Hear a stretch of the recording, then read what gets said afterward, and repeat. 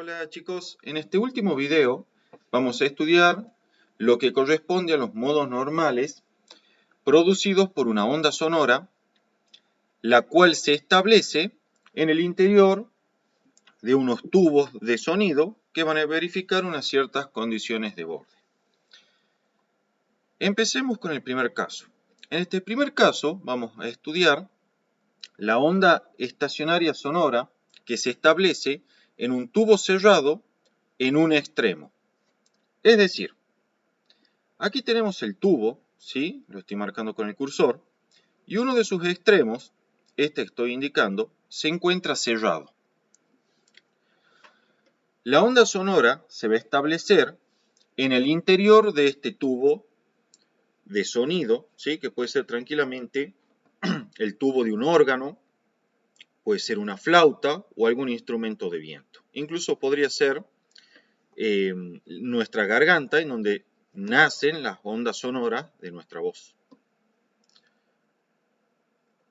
Como habíamos explicado en los videos anteriores, todos los sistemas en los cuales se establecían un modo normal de vibración o lo que es equivalente a un patrón de onda estacionaria, tenían ciertas condiciones de borde.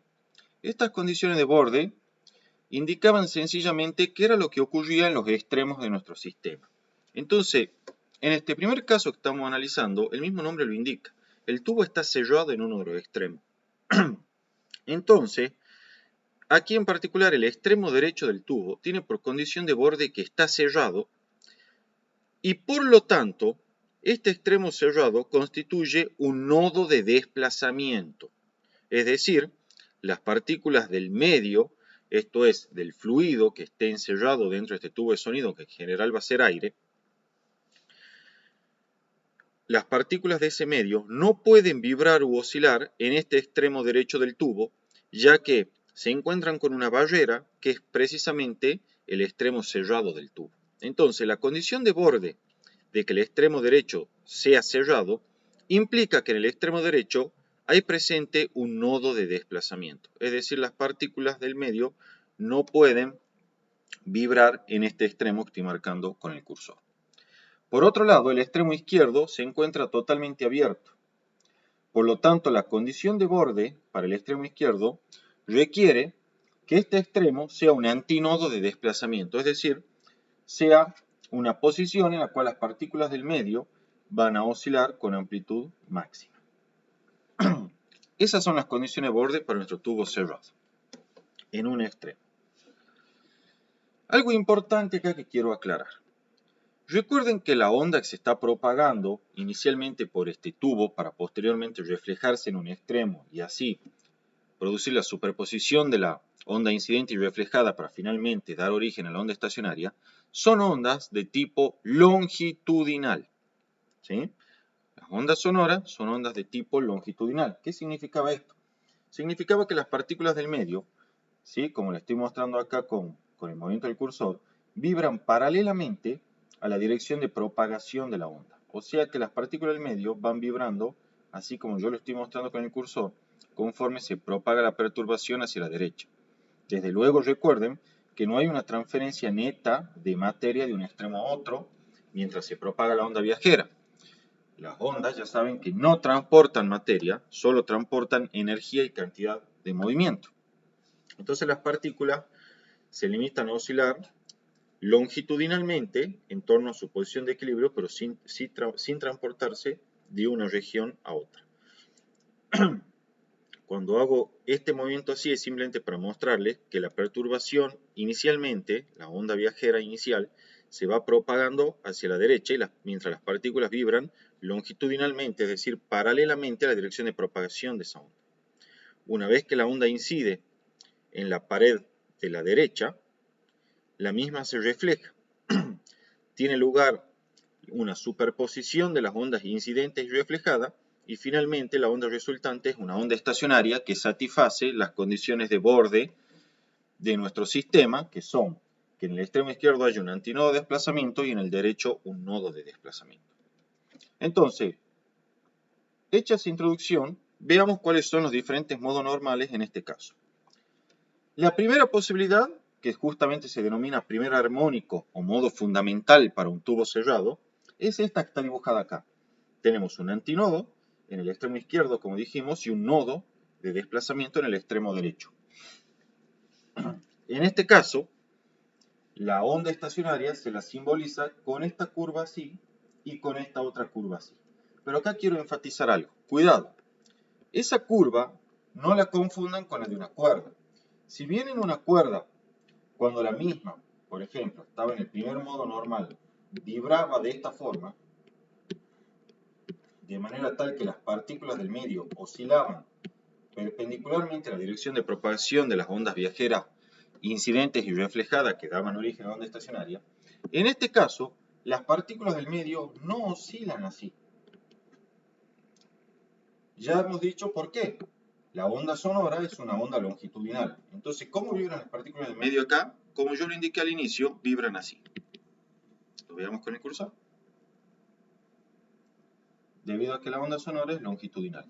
Lo que quiero decir con esto es que, por favor, si bien el primer armónico para simbolizar la onda estacionaria y los puntos que vibran con amplitud máxima, se utiliza la misma notación que en la cuerda, es decir, se la dibuja la ondita así como si fuese transversal, ¿sí? Como si fuese transversal, hay que tener en cuenta que en realidad la onda no es transversal, ¿sí? Las partículas no es que están vibrando desde este punto a este punto así. No están haciendo eso. Lo que están haciendo es esto así. Sin embargo, para poder apreciar dónde están presentes los nodos y los antinodos, se sigue dibujando la ondita estacionaria como si fuese transversal, con este perfil así indicado acá. ¿Sí? Como si fuese una cuerda. Pero por favor, recuerden que no vibra así las partículas, sino que vibran longitudinalmente porque la onda sonora es longitudinal. ¿Sí?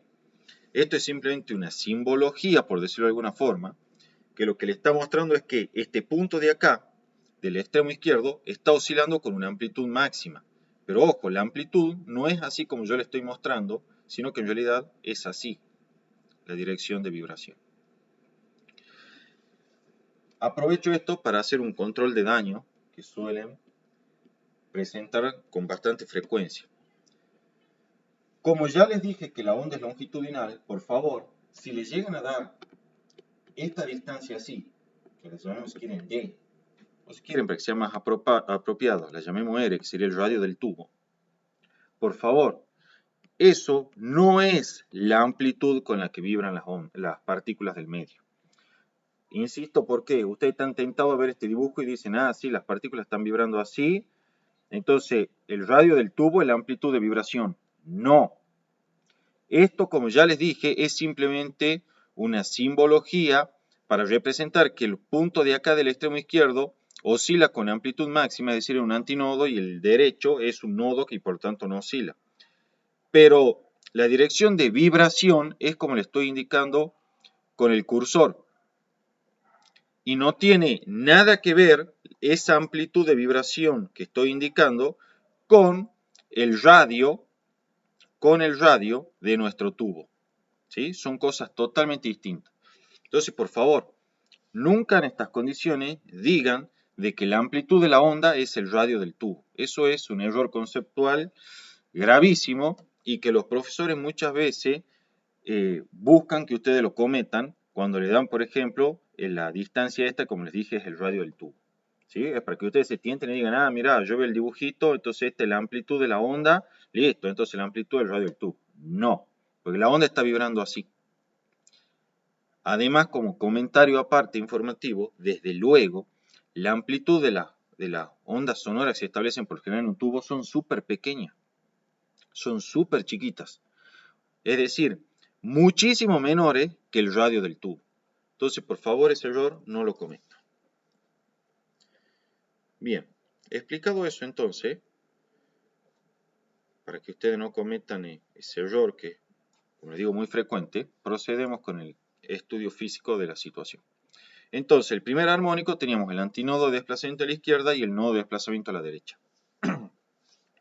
Simbolizábamos, la forma de simbolizar la onda estacionaria que se establece es mediante estas líneas curvas que están acá, que denotan que el punto en la izquierda oscila con amplitud máxima, mientras que el de la derecha no presenta amplitud porque es un nodo de desplazamiento. Ya sabíamos de la teoría que la separación entre un antinodo y un nodo adyacente es lambda sobre 4. Entonces la longitud del tubo, que es igual a la separación entre ese antinodo y nodo adyacente, debe ser lambda sobre 4. Luego, utilizando la relación conocida, que dice que la rapidez de fase con la que se propagan las ondas viajeras que se superponen para dar lugar a la onda estacionaria es igual a lambda por frecuencia, entonces despejando tenemos que la frecuencia del primer modo normal de vibración o modo fundamental para un tubo cerrado en un extremo es V sobre 4L. Además, recuerden que la rapidez de fase, suponiendo que este tubo esté relleno con un gas ideal, es la raíz cuadrada de gamma RT sobre masa molar, donde T es la temperatura absoluta del gas dentro del tubo, y M su masa molar, R la constante universal de los gases, y gamma el cociente de capacidades caloríficas molares, que lo vamos a estudiar en termodinámica. Bien, aquí fíjense que a la derecha está una vez más indicado las condiciones de borde de nuestro sistema. El extremo cerrado constituye un nodo de desplazamiento, pues no pueden vibrar las partículas allí. Sí, porque estas van a intentar vibrar así, pero no podrían porque hay esta barrera rígida que les impide vibrar y oscilar. El extremo abierto constituye un antinodo de desplazamiento, que es este extremo que está aquí. Bien, veamos cuál es la otra posibilidad. La otra posibilidad, como siempre, las condiciones de borde implican que el extremo derecho debe ser un nodo de desplazamiento, como está aquí indicado, mientras que el extremo izquierdo debe ser un antinodo de desplazamiento. Entonces, ya saben ustedes que los antinodos de desplazamiento y los nodos de desplazamiento se presentan en formas alternadas, ¿sí? ¿Nos recuerdan eso? De nuestro esquemita de ondas estacionarias que está aquí, ¿sí? Tenemos un nodo, un antinodo, un nodo, un antinodo, un nodo, un antinodo, un nodo y así sucesivamente. Van alternados. Entonces, tenemos el antinodo de desplazamiento a la izquierda. Le seguirá un nodo de desplazamiento. A ese nodo le seguirá un antinodo de desplazamiento y ese antinodo, por último, le seguirá el nodo de desplazamiento de la barrera derecha, impuesta por la condición de borde, desde luego. Entonces, ya sabemos nosotros que la separación entre nodos y antinodos adyacentes es lambda sobre 4. Entonces tenemos 1 lambda sobre 4, 2 lambda sobre 4, 3 lambda sobre 4. Entonces ya sé que la longitud L del tubo se relaciona con la longitud de onda mediante la ecuación 3 lambda sobre 4.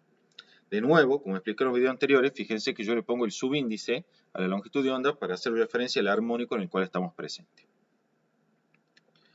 Entonces, utilizando la relación conocida rapidez de fase, vamos a escribir bien acá, rapidez de fase igual a lambda por frecuencia, y despejando, encontramos que la frecuencia para este armónico es 3 veces V sobre 4L.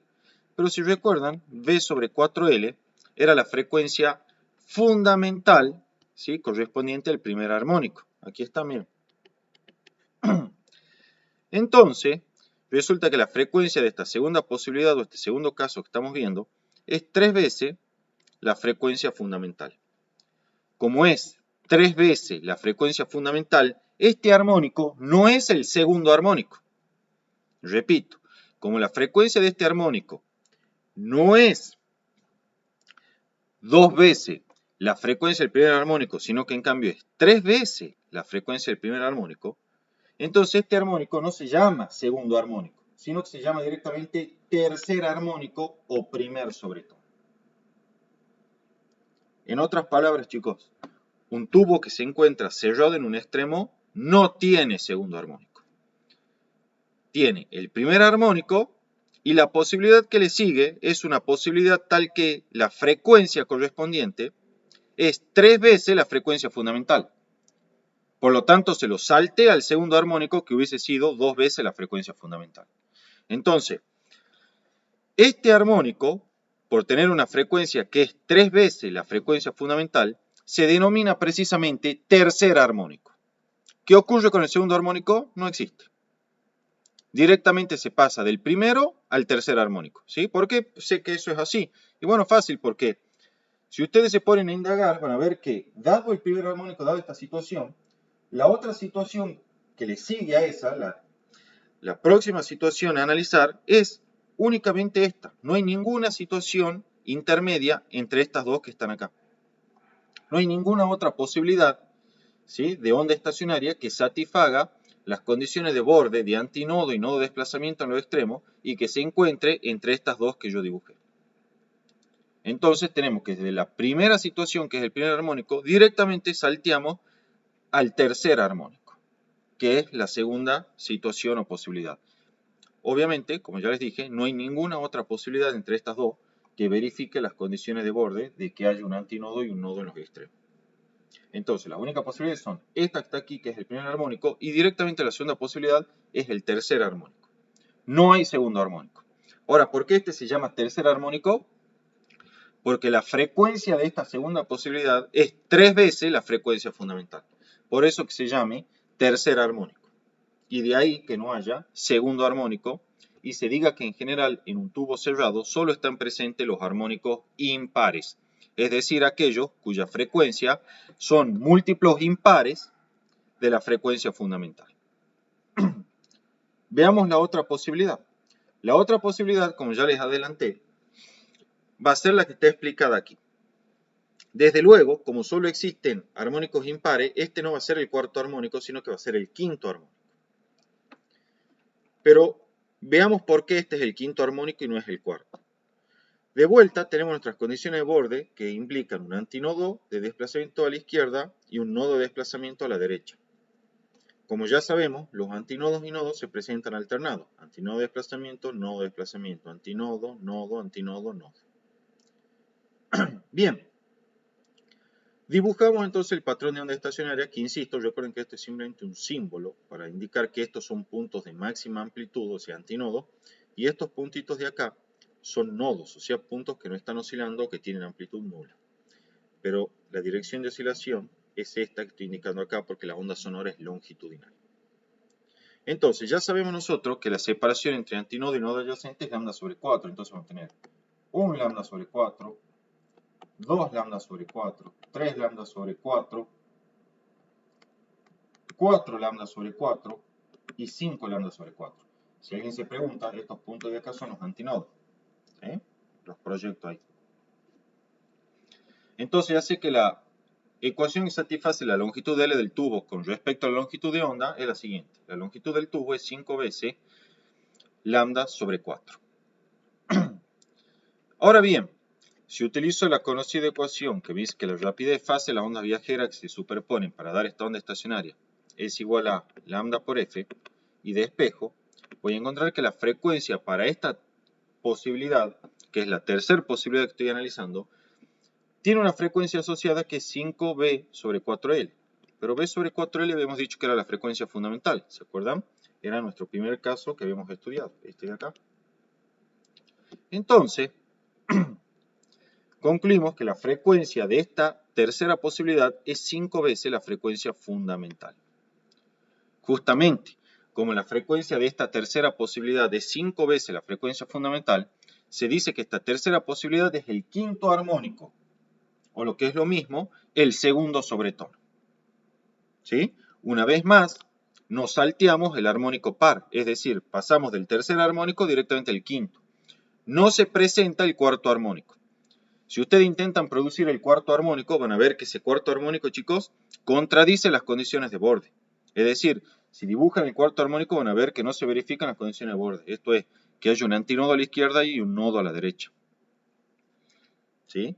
Entonces, de allí que en un tubo cerrado solo se presenten los armónicos impares. El primero, el tercero, el quinto, el séptimo, el noveno, el onceavo, el treceavo, el quinceavo, el diecisieteavo, el diecinueveavo, el veintiunoavo y así sucesivamente. Pero no se presentan los armónicos pares. ¿Por qué no se presentan los armónicos pares?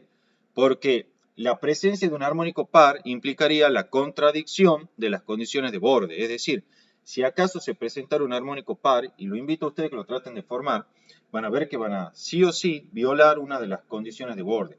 O acá van a hacer aparecer un nodo o acá van a hacer aparecer un antinodo. Y eso no puede ser porque no pueden contradecir las condiciones de borde. ¿Sí? Las condiciones de borde están impuestas por el mismo sistema. Acá hay una barrera y las partículas no pueden vibrar. Entonces decir que acá hay un antinodo de desplazamiento es absurdo.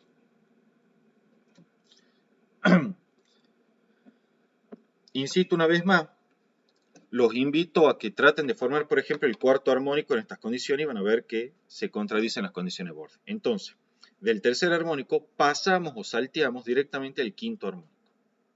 Solo se presentan los armónicos impares. Primero, tercero, quinto, séptimo, noveno, etc. ¿Por qué este se llama primer armónico? Bueno, porque es el fundamental y su frecuencia es B sobre 4L. ¿Por qué este se llama el tercer armónico siendo que recién es la segunda posibilidad? Bueno, porque el número de armónicos está relacionado con el múltiplo, ¿sí?, de frecuencia respecto de la fundamental correspondiente al primer armónico. Es decir, como la frecuencia de esta segunda posibilidad es 3 veces la frecuencia fundamental, se llama tercer armónico. Como la frecuencia de esta tercera posibilidad es 5 veces la fundamental, se llama quinto armónico. ¿Sí? O sea, los armónicos se enumeran en términos de qué múltiplo de la frecuencia fundamental sea la frecuencia del armónico en consideración. Como este es 3 veces la frecuencia fundamental, el tercer armónico. 5 veces la frecuencia fundamental, este es el quinto armónico. Como esta es la frecuencia fundamental, es el modo fundamental o primer armónico. Bueno, en general, para un tubo cerrado en uno de sus extremos, solo existen los armónicos impares, lo que les acabo de decir, los cuales son un múltiplo impar de la frecuencia fundamental F1 igual a B sobre 4L, lo que vimos. 3B sobre 4L, 5B sobre 4L, etc. Así, generalizando, el enésimo armónico impar, porque solo existen los impares, tiene frecuencia F sub n igual a n por B sobre 4L, donde n es igual a 1, 3, 5, 7, 9, etc. Solo los impares.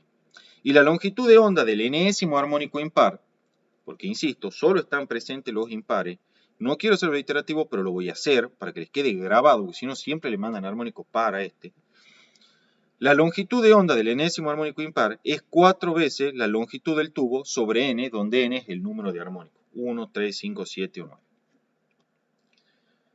Algo que no les dije hasta ahora, y que si bien lo estoy explicando para tubos acústicos, pero vale también para los modos normales de vibración de una cuerda, quiero aclarar lo siguiente. Todo el juego de frecuencias, F1, o sea, la fundamental, el tercer armónico, el quinto armónico, el séptimo armónico, el noveno armónico, en este tubo cerrado en un extremo, así como el primer armónico, el segundo armónico, el tercer armónico, el cuarto armónico, el quinto armónico en una cuerda fija en ambos extremos, y así como va a ocurrir también con el primer armónico, segundo armónico, tercer armónico, cuarto armónico en un tubo abierto en ambos extremos, todas las frecuencias de esos tubos, de estos sistemas y de esas cuerdas fijas en ambos extremos, constituyen lo que se llama una serie armónica. ¿Sí? El conjunto de todas las frecuencias de todos los armónicos presentes en los diferentes sistemas que vimos, cuerda fija en ambos extremos, tubo cerrado en un extremo y a continuación tubo abierto en ambos extremos, todas las frecuencias de esos sistemas, el conjunto de frecuencias de esos sistemas, constituyen lo que se denomina una serie armónica. O sea que si alguna vez les llegan a pedir especifique la serie armónica de un tubo cerrado o una cuerda fija en ambos extremos, de un tubo abierto en ambos extremos, entonces lo que le están pidiendo, chicos, es que escriban el conjunto de todas las frecuencias de los diferentes armónicos. Obviamente no pueden escribirla toda porque cada uno de estos sistemas tienen infinitas frecuencias posibles porque tienen infinitos armónicos, ¿sí? Pero simplemente le están pidiendo que escriban algunas de esas frecuencias de la serie armónica, ¿sí? Entonces, el conjunto de todas las frecuencias que tienen los diferentes modos normales de vibración del tubo cerrado, del tubo abierto, o de una cuerda fija en ambos extremos, constituyen ese conjunto de frecuencias lo que se denomina una serie armónica. Bien, pasamos entonces a estudiar el último caso que vamos a ver, que es el tubo abierto en ambos extremos. El tubo abierto en ambos extremos ya me está imponiendo las condiciones de borde. Y es que, como el tubo está abierto en ambos extremos, bueno, entonces el extremo izquierdo y el extremo derecho deben ser antinodos de desplazamiento. Es decir, las ondas aquí oscilan en los extremos con amplitud máxima. Recuerden que la oscilación de esas ondas es longitudinal.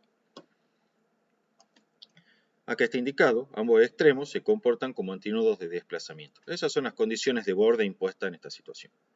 Estudiemos entonces las posibilidades que tenemos. Sabiendo que los dos extremos tienen que ser antinodos de desplazamiento, entonces el primer armónico es la situación siguiente. Tenemos un antinodo, le sigue un nodo, saben que van alternados, y entonces le sigue el otro antinodo del extremo derecho. Listo, aquí está graficada o simbolizada la onda estacionaria. Ya saben ustedes que la separación entre nodos y antinodos adyacentes es lambda sobre 2. ¿Sí? Entonces, perdón, entre antinodo y nodo adyacente es lambda sobre 4, entonces tenemos lambda sobre 4 y 2 lambda sobre 4. 2 lambda sobre 4 es lo mismo que hablar de lambda sobre 2. Alternativamente, podríamos haber dicho directamente, bueno, la separación entre antinodos adyacentes es lambda sobre 2. Entonces, esto directamente decían es lambda sobre 2. Cualquiera de las dos formas, obviamente, son equivalentes. Entonces, ya tenemos una relación para la longitud del tubo en términos de la longitud de onda. Y esto es, la longitud del tubo es igual a media longitud de onda. En el primer caso o posibilidad que estamos estudiando. De vuelta, utilizando la conocida relación B igual a lambda por F y despejando, van a encontrar que la frecuencia de esta primera posibilidad es que es V sobre 2L. Como esta es la primera posibilidad, la más sencilla de todas, se denomina primer armónico o modo fundamental del tubo abierto en ambos extremos. La frecuencia fundamental entonces de un tubo abierto en ambos extremos es V sobre 2L, donde V, suponiendo que el fluido que rellena este tubo es un gas ideal, es la rapidez de fase de la onda mecánica y se calcula como raíz cuadrada de gamma RT sobre masa molar. Rapidez de fase, desde luego, de las ondas mecánicas que se superponen para dar lugar a la onda estacionaria, porque ya saben que la onda estacionaria no se propaga y no tiene, por lo tanto, rapidez de fase. Entonces, esta es nuestra primera posibilidad, que constituye nuestro primer armónico o modo fundamental, y esta es la frecuencia fundamental de ese primer armónico. El segundo armónico, que va a ser nuestra segunda posibilidad, es la siguiente. Fíjense, ya acá ya los spoileé, ya les avisé de que sí hay armónicos pares, a diferencia de lo que ocurría en el tubo cerrado en un extremo donde los armónicos pares no existían. Entonces, nuestra segunda posibilidad, por ahora lo veamos como posibilidad y después vamos a concluir que es por qué es un segundo armónico, ¿sí? Vemos lo siguiente. Tenemos las condiciones de borde que requieren que el extremo izquierdo y el derecho sean antinodos de desplazamiento. Entonces dibujemos un patrón de onda. Los antinodos y los nodos van alternados. Antinodo, nodo, antinodo, nodo, antinodo. Dibujamos el patrón de onda estacionaria, el símbolo con el cual representamos, y decimos, la separación entre antinodo y nodo adyacente es lambda sobre 4. Entonces tenemos 1 lambda sobre 4, 2 lambda sobre 4, 3 lambda sobre 4, 4 lambda sobre 4. Eso es lo mismo que decir que la longitud L del tubo es directamente la longitud de onda de la onda estacionaria que se forma o se establece en este tubo. Alternativamente podrían decir, bueno, la separación entre antinodo y adyacente es lambda sobre 2, entonces la longitud del tubo es 2 lambda sobre 2 y entonces de vuelta llegamos a que es lambda. Bueno, yo aquí lo escribí 2 lambda sobre 2 y de gusto lo dejé escrito así, no simplifiqué los dos de gusto. ¿Para qué? Para que después, cuando apliquemos de vuelta la conocida expresión rapidez fase igual a lambda por frecuencia, la frecuencia de esta segunda posibilidad me queda que es 2 por B sobre 2L. Entonces yo asocio esto y veo que esta es la frecuencia fundamental. Entonces veo que para mi segunda posibilidad, la frecuencia de la onda estacionaria establecida es 2 veces la frecuencia fundamental, que era la del primer armónico. Como la frecuencia de esta segunda posibilidad es 2 veces la frecuencia fundamental, decimos que esta segunda posibilidad es el segundo armónico, como ya les había adelantado al comienzo, o lo que es lo mismo, el primer sobretono. Y por lo tanto ya hemos demostrado que por lo menos existen armónicos pares también para un tubo abierto en ambos extremos. Y desde luego, como existe el primer armónico y el 1 es impar, también existen los impares. En otras palabras, como ya les había adelantado, en un tubo abierto en ambos extremos, al igual que lo que ocurre en una cuerda fija en ambos extremos, se presentan todos los armónicos. Cuando digo todos los armónicos, quiero decir tanto los armónicos pares como los impares. El primer armónico, el segundo armónico, el tercer armónico, el cuarto armónico. ¿Qué significa esto? Significa que se establecen ondas estacionarias cuya frecuencia pueden ser un múltiplo par o un múltiplo impar, cualquiera de las dos, de la frecuencia fundamental. Es decir, la frecuencia puede ser V sobre 2L, 2 veces V sobre 2L, 3 veces V sobre 2L, 4 veces V sobre 2L, 5 veces V sobre 2L, 6 veces V sobre 2L, etc. Están presentes todos los armónicos, tanto pares como impares, ¿sí? Y ya saben que el nombre del armónico está asociado con el múltiplo de frecuencia que presenta ese armónico. Por ejemplo, el segundo armónico se llama así porque su frecuencia es 2 veces la frecuencia fundamental. El tercer armónico va a ser 3 veces la frecuencia fundamental. El cuarto armónico va a ser 4 veces la frecuencia fundamental. El quinto armónico 5 veces la frecuencia fundamental. Noten algo más. El segundo armónico también se llama primer sobretono. El tercer armónico se llama segundo sobretono. El cuarto armónico se llama tercer sobretono. El quinto armónico se llama cuarto sobretono. Acá está la generalización. Para un tubo abierto, en ambos extremos existen infinitos armónicos, tanto pares como impares. Acá sí no hay problema, puede ser cualquier múltiplo, par o impar. Y su frecuencia son un múltiplo natural, insisto, puede ser par o impar, no importa, de la frecuencia fundamental. O sea que en general, chicos, el enésimo armónico, que insisto puede ser par o impar, tiene frecuencia que es n veces la frecuencia fundamental, que es V sobre 2L. Donde n es 1, 2, 3, 4, 5, 6, 7, lo que ustedes quieran. Y una longitud de onda que es 2 veces la longitud del tubo sobre el número de armónico en cuestión. ¿Sí? Obviamente, cuando a n le dan valor 1, están en la frecuencia fundamental. Cuando a n le dan valor 2, están en el segundo armónico, que es una frecuencia de 2 veces V sobre 2L. Cuando a n le dan el valor 3, están en el tercer armónico o segundo sobretono, donde la frecuencia es 3 veces V sobre 2L, o sea, 3 veces la fundamental. Algo importante, y que se los voy a dejar como ejercicio a ustedes, que se den cuenta de algo, pero primero aclaremos esto. Todo nodo de desplazamiento coincide con un antinodo de presión. Recuerden que la onda sonora se podía expresar en dos maneras. Una era en términos de una onda de desplazamiento, que es como la venimos trabajando ahora, y otra es mediante onda de presión. Entonces, una onda de desplazamiento tiene asociados nodos y antinodos de desplazamiento. Los nodos de desplazamiento, ya saben, son los puntos en los cuales las partículas del medio no oscilan, y el antinodo de desplazamiento son puntos en donde la amplitud con la que oscilan las partículas es máxima. Ahora bien, como se establece también una onda de presión, también se establecen los denominados nodos de presión y antinodos de presión. ¿Qué son los nodos de presión de una onda estacionaria sonora? Los nodos de presión son aquellos puntos en donde la presión del medio no fluctúa, no cambia. Mientras que el antinodo de presión son aquellos puntos en donde la fluctuación de presión es máxima. Más precisamente, la fluctuación de presión es 2 veces la fluctuación de presión de cada onda individual que se superpone para formar la onda estacionaria de presión. Igual no me interesa que sepan tanto detalle, simplemente me interesa que sepan eso. Un nodo de presión es un punto de la onda estacionaria de presión donde la presión no fluctúa. Un antinodo de presión son aquellos puntos del medio de la onda estacionaria de presión donde la fluctuación de presión es máxima. ¿Sí? Bueno, esta propiedad que le estoy dando acá dice que todo nodo de desplazamiento coincide con un antinodo de presión. Y todo antinodo de desplazamiento coincide con un nodo de presión. Entonces lo que le estoy diciendo es lo siguiente. Miren, yo voy a usar un solo ejemplo para que ustedes lo vean y el resto se lo dejo a ustedes para que lo resuelvan a modo de práctica. Como acá hay un antinodo de desplazamiento, entonces ahí tiene que haber un nodo de presión. Como acá hay un nodo de desplazamiento, acá tiene que haber un antinodo de presión. Como acá hay un antinodo de desplazamiento, acá tiene que haber un nodo de presión. Entonces, si yo les pido dibujarme la onda estacionaria de presión, porque esta que está en negro es la de desplazamiento, porque lo hicimos en términos de los antinodos y nodos de desplazamiento, por eso tiene el subíndice D por desplazamiento. Y yo ahora les digo, a ver, dibújenme el patrón de onda estacionaria, pero para la onda de presión, no para el desplazamiento. Entonces lo único que hacen es invertir. Parten, si acá había un antinodo de desplazamiento y un nodo de presión, como ya les dije. Entonces es un punto del cual van a hacer la onda. Va a ir hasta un antinodo de presión, que va a estar acá. Y de allí va a bajar, ¿a dónde? A un nodo de presión, que está aquí.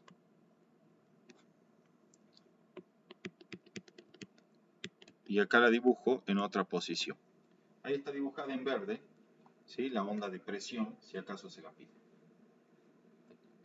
Hagamos uno más para que les quede claro el concepto. Esto que lo estoy haciendo para tubo abierto se hace también para los tubos cerrados, obviamente, ¿no? Antinodo de desplazamiento. Bueno, entonces un nodo de presión. Nodo de presión. Nodo de presión. ¿Y los nodos de presión qué son, chicos? Perdón, los nodos de desplazamiento ¿qué son? Son antinodo de presión y antinodo de presión. Entonces, partimos del nodo de presión, vamos al antinodo de presión, bajamos al nodo de presión, nos vamos al antinodo de presión y bajamos al nodo de presión. Ahí está en verde y acá está la otra posición. Dibujada la onda de presión acá en verde. O sea, lo que hacen, fíjense, es invertir el dibujo correspondiente para la onda de desplazamiento. ¿Sí? Fíjense, esta tiene un nodo acá, esta tiene un antinodo acá. Esta tiene, la verde tiene un nodo acá, la otra tiene un antinodo acá. ¿Sí? Se van invirtiendo. Bien. Por si alguien quiere saber a qué se debe eso, acá está justificado. Lo anterior se justifica porque, como ya vimos en las primeras teorías, la onda de presión de una onda sonora y la onda de desplazamiento están desfasadas en pi sobre 2 radianes. ¿Sí? O sea que cuando una toma un valor máximo, la otra toma un valor cero. Nota. Es importante entender, esto es cómo se producen las ondas estacionarias, que cuando se excita un instrumento de viento, como puede ser, por ejemplo, una flauta, o cualquier instrumento de viento, ¿no? Que se le ocurra, un tubo de órgano, como les decía al principio, o bien un instrumento de cuerda, una vez que se superan los transitorios, la vibración resultante, chicos, consiste en una superposición de los distintos modos normales de vibración que satisfacen las condiciones de borde del sistema. O sea, cuando ustedes salen de acá, toca una flauta, toca una armónica, ¿sí? O alguna vez ha tocado un tubo de, un órgano de esos de iglesia que son con tubos de viento, o alguien toca la guitarra, las ondas estacionarias que se establecen en las cuerdas, o en el medio por el que se propaga la onda sonora en el caso de los instrumentos de viento, no es solamente uno de estos modos normales de vibración que estudiamos aquí, sino que más bien es una superposición de todos estos diferentes modos normales de vibración. ¿Sí? Están presentes varios modos normales de vibración al mismo tiempo, una vez que se superan los transitorios. ¿Cuál va a ser el efecto de que haya diferentes modos normales de vibración? Bueno, el efecto va a ser, o va a venir caracterizado por estos conceptos que vamos a describir a continuación. Fíjense, tono. La primera definición, vamos a ver, el tono. Es la cualidad del sonido que permite clasificarlos en agudos o graves y está caracterizada por la frecuencia fundamental. Esto es lo que ya vimos y más o menos ustedes saben de clases anteriores. Un sonido de alta frecuencia, es decir, cuya frecuencia fundamental sea alta, la frecuencia fundamental es la frecuencia del primer armónico, va a ser un tono, un sonido agudo. Mientras que aquel sonido que tiene una frecuencia fundamental baja, va a tener un tono grave. ¿Sí? Entonces, agudo es alta frecuencia fundamental y grave es una frecuencia fundamental baja. El tono viene siempre caracterizado por la frecuencia fundamental. Ahora bien, yo les dije a ustedes que cuando se excita algún instrumento, ¿sí? La vibración resultante es una superposición de los diferentes modos normales de vibración que satisfacen las condiciones de borde. ¿Sí? Sin ir más lejos, no hay que irse tampoco a un instrumento de viento. Ustedes mismos, cuando hablan, ¿sí? Los modos normales, perdón, la vibración resultante que se establece en la garganta, que es donde nace la voz, es una superposición de los diferentes modos normales de vibración que satisfacen las condiciones de borde de la garganta. ¿Qué efecto tiene la presencia o la existencia de esta superposición de diferentes modos normales de vibración? Bueno, eso va a tener efecto sobre lo que se denomina timbre. El timbre, chicos, es la cualidad del sonido que permite distinguir entre dos sonidos de igual intensidad y frecuencia. Está caracterizado por los armónicos que acompañan al fundamental, que es el contenido armónico. ¿Sí? O sea, el efecto de la superposición de los diferentes modos normales de vibración se va a traducir en el timbre. Como les decía, está caracterizado por los armónicos que acompañan al fundamental y de la amplitud de estos últimos con respecto al armónico fundamental. El timbre, chico, es lo que explica por qué ustedes pueden distinguir entre la voz de una mujer y la voz de un hombre, ¿sí? Si bien los dos tal vez tienen un tono muy próximo o similar, es decir, la frecuencia fundamental capaz que de un varón y de una mujer es el mismo, no necesariamente, pero tal vez sea el mismo, muy parecido, ¿sí? Está caracterizado por la frecuencia fundamental, es el timbre y por lo tanto la presencia de los diferentes modos normales de vibración que acompañan al fundamental, el que permite distinguir entre la voz de una mujer y del hombre, ¿sí? Porque tienen diferentes timbres. ¿Qué quiere decir que tengan diferentes timbres? Significa que tienen diferente contenido armónico. O sea que los modos normales de vibración que acompañan al fundamental en general son diferentes para el hombre y la mujer. De allí que la voz y el sonido emitido por la garganta del hombre y la mujer se puedan distinguir fácilmente. Por eso cuando ustedes ya tienen el teléfono pueden saber fácilmente si lo está hablando un hombre o una mujer. Gracias al timbre, ¿sí? El timbre, como les dije, está caracterizado por los diferentes modos normales de vibración que acompañan al fundamental en el sonido. El hombre y la mujer tienen en general diferentes modos normales que acompañan al fundamental. Por lo tanto, tienen diferentes timbres y por lo tanto es fácilmente distinguible la voz de una mujer y de un hombre. ¿Sí? Eso a modo de comentario, ya que a veces suele aparecer en los múltiples choice y les comento que es algo que no está en los libros, así que les recomiendo encarecidamente que lo lean. Bueno chicos, con eso queda terminado todo lo referente a ondas mecánicas. Con esto ya finalizamos ondas mecánicas, la teoría. Solo quedaría hacer el teórico práctico de batido y pulsación y pasar a los temas subsiguientes, que es la introducción a temperatura y calor, que es la puerta de entrada para termodinámica. Bueno chicos, cualquier duda que tengan por favor me escriben. Yo sé que es un tema que les cuesta, que es pesado, pero van a ver que es bastante sencillo de resolver los ejercicios. Realmente muy sencillo de resolver los ejercicios, créanme, no le estoy diciendo por decir nomás. Los ejercicios son muy sencillos. Bueno chicos, cualquier duda por favor me escriben.